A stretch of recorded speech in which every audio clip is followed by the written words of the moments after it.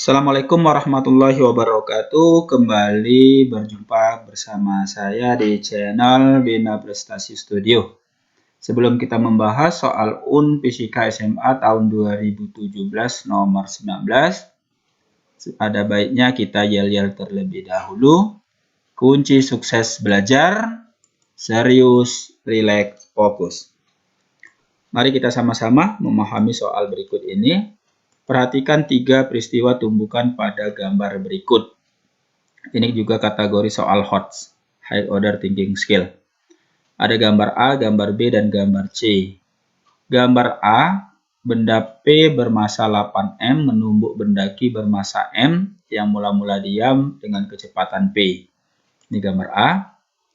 Kemudian gambar B, benda R bermassa M bergerak dengan kecepatan P menumbuk benda S bermassa 8M yang mula-mula diam. Gambar C, benda K bermassa 8M bergerak dengan kecepatan P menumbuk benda R bermassa sama yang mula-mula juga dalam keadaan diam. Ketiga tumbukan bersifat lenting sempurna, maka dapat disimpulkan bahwa jadi kalau lihat dari gambar dan cerita soal,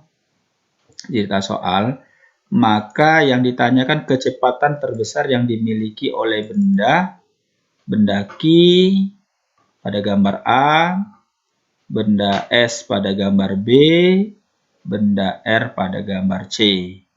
Nah, kalau kita lihat sebenarnya ini bisa kita logikakan. Jadi gunakan logika saja bisa menyelesaikan soal ini. Untuk benda A, jadi ketiga gambar ini, kecepatan benda yang menabrak sama, semuanya P, P, dan P. Kemudian benda yang ditabrak, kecepatannya juga sama, dalam keadaan diam semua, diam, dan diam. Berarti yang berpengaruh terhadap kecepatan benda yang ditabrak itu hanya tinggal kita melihat perbandingan antara kedua buah massa benda ini. Yang gambar A, massa besar menabrak massa kecil. Nah, kira-kira bagaimana laju dari massa benda yang ditabrak ini? Gambar B, benda yang kecil menabrak benda yang besar. Sekarang kita bisa membayangkan kira-kira bagaimana laju dari benda yang ditabrak ini. Yang gambar C, bendanya sama-sama besar, besarnya sama, ditabrak. Nah, maka kita bisa juga membayangkan bagaimana laju benda yang ditabrak ini. Maka dari ketiga ilustrasi tadi dapat dengan jelas, dengan nyata, benda yang ditabrak itu akan melaju dengan kencang apabila yang nabraknya bendanya besar, kemudian ditabrak itu bendanya kecil. Jadi fenomena ini yang akan lebih cepat gerakannya itu adalah benda Q. Kecepatan terbesar dimiliki benda Q pada gambar A. Jadi jawabannya adalah yang A. Itu kalau kita menggunakan fenomena atau logika sederhananya. Sekarang bagaimana seandainya kita ingin mengetahui nilai yang sebenarnya? Berapakah nilai yang sebenarnya secara matematis? Nah, dapat kita selesaikan menggunakan langkah pertama, kita hitung dulu kecepatan rata-rata dari masing-masing gambar ini. Rumus kecepatan rata-rata itu adalah momentum total itu dibagi dengan massa total. Nah, maka dapat kita hitung berapakah kecepatan rata-rata untuk gambar A. Maka P bar A sama dengan momentum totalnya 8M kali P, 8M dikali P, 8M dikali P, ditambah dengan M dikali 0. Kan kecepatan benda Q ini kan 0. M dikali 0 berarti 0 dibagi dengan jumlah massa keseluruhannya adalah 8M ditambah dengan M. Sehingga hasilnya adalah 8MP dibagi 9M. M-nya kita hilangkan, dapatlah adalah 8/9P. Itu untuk kecepatan rata-rata gambar A. Lakukan cara yang sama, kita hitung kecepatan rata-rata gambar B. Lap M dikali P, MP ditambah dengan 8M dikali 0. Berarti 0 dibagi dengan M ditambah 8M. Sehingga akan kita dapatkan, berarti ini adalah MP dibagi M ditambah 8M adalah 9M. Maka M-nya kita coret, kecepatan rata-rata gambar B itu adalah 1/9P. Kita hitung juga. Sekarang kita hitung kecepatan rata-rata untuk gambar C. Kecepatan rata-rata gambar C, maka 8M dikali P, berarti 8MP, ditambah 8M dikali 0 dalam keadaan diam, berarti 0, dibagi jumlah massanya adalah 8M ditambah dengan 8M. Sehingga kalau kita kalikan ini adalah 8MP dibagi 8M tambah 8M, berarti 16M. M-nya kita hilangkan, maka dia 8 bagi 16. Disederhanakan, sama-sama bagi 8. 8 bagi 8, 1. 16 bagi 8, 2. Berarti setengah V. Nah, itulah kecepatan rata-rata masing-masing dari gambar ini. Kita lanjutkan untuk menghitung kecepatan setelah tumbukannya.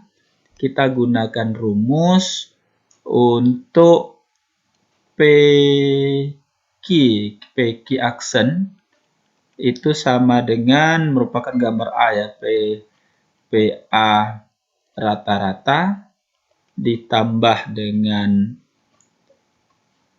koefisien restitusi, kemudian dikali dalam kurung dikali PA rata-rata dikurang dengan P mula-mula dari Q. P mula-mula dari Q. Maka kita dapatkan P rata-ratanya itu adalah 8/9P ditambah tumbukannya lenting sempurna. Berarti nilai E-nya sama dengan 1 dikali 8/9V, mula-mulanya adalah 0. Maka kita dapatkan ini 8/9P dikurang 0 tetap 8/9P, dikali 1 8/9P, berarti ini adalah 8/9P ditambah 8/9P. Ini sama dengan 16/9P.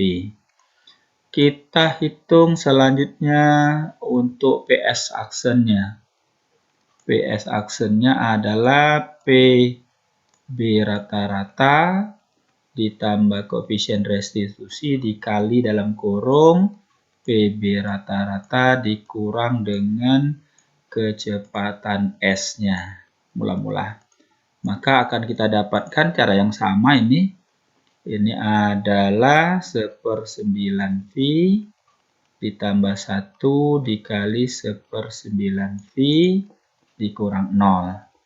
Jadi ini sama 1/9V, berarti yang ini juga 1/9V, maka dia adalah 2/9V. Kita lanjutkan hitung untuk benda R-nya, maka dia VR aksen sama dengan PC rata-rata ditambah koefisien restitusi dikali dengan P C rata-rata dikurang dengan PR. Kita masukkan berapakah PC rata-ratanya? PC rata-ratanya adalah setengah V. Setengah V ditambah 1 dikali dalam kurung setengah V dikurang 0. Oke, setengah Pi dikurang 0 setengah Pi kali 100 setengah Pi. Setengah Pi tambah setengah Pi adalah 2/2 Pi. Atau Pi saja. Oke, sekarang tinggal kita bandingkan. Manakah yang terbesar. Jadi, VQ aksen berbanding VS aksen berbanding dengan VR aksen.